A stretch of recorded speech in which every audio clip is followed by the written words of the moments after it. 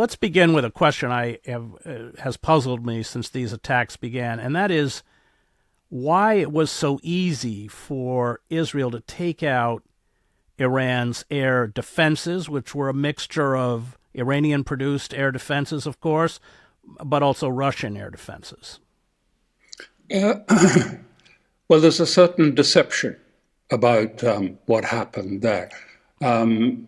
I know that it's advertised by Israel and by many in the United States that there was open skies and that Israel could actually come across and destroy the air defenses. That actually is not true. In fact, if you look, you'll find there is not a single video. Many people were taking, shots from their smartphones and things, not a single video of an Israeli aircraft over Tehran or Iran as a whole. What happened? It's really very interesting because it has a very important impact.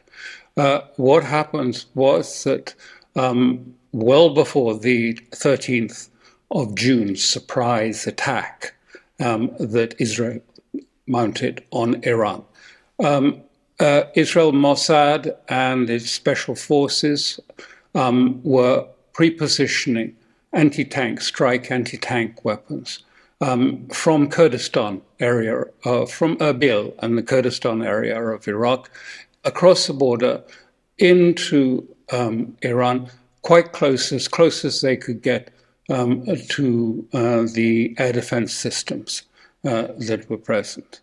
And then special forces, and the Israelis have admitted they had special forces in Iran at that time. And the special forces then were using ballistic missiles guided by American software, the Battlescape software system, onto the targets that they wanted. Now, there were no aircraft crossing into Iranian airspace, except that some aircraft from Israel flew right along the north of Iran, which is very mountainous and really deserted, into Azerbaijani airspace. And from Azerbaijan, Israel launched drones, attack drones. They didn't have such a big warhead, but they also then flew down the Caspian till they were opposite Tehran. And from there, the Israeli planes fired these latest ballistic cruise missiles. Those are the ones that hit Tehran and made a big impact on it. Now, so it was a very complicated setup that had taken months, if not years, for Mossad to put all of those into position, to infiltrate people, pre-position them. What took out the Iranian air defenses in that first day was actually a cyber attack, a really major cyber attack on their air defenses. And they managed to undo that and to correct it with 8 hours, after which their air defenses were working again. And you can see there's evidence, we can see quite clear evidence of that happening. Why was Iran in such a vulnerable position?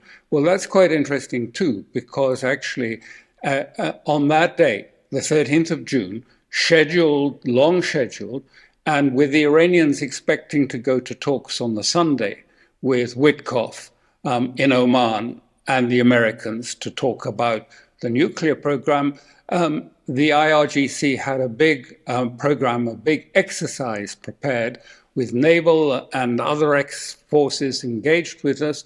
And some of the missile launches were actually exposed and put out because of this big exercise. I think it involved the Chinese too, as well. But so they were all in this headquarters, in a single room in the headquarters, when Israeli decapitated the line commanders of the IRGC and the military staff, who were all preparing for this big exercise. And they were taken by surprise, and the decapitation happened. What happened with the civilian scientists? They were killed by spike missiles fired directly, and small ballistic missiles fired by probably the special forces, I'm not quite sure, into their homes. Precise strikes into the homes, killing them and their families too. I think it's 10 or 11 scientists were killed. So that was really what happened. Now, there are two important things that flow from this. The first is, this setup is not repeatable.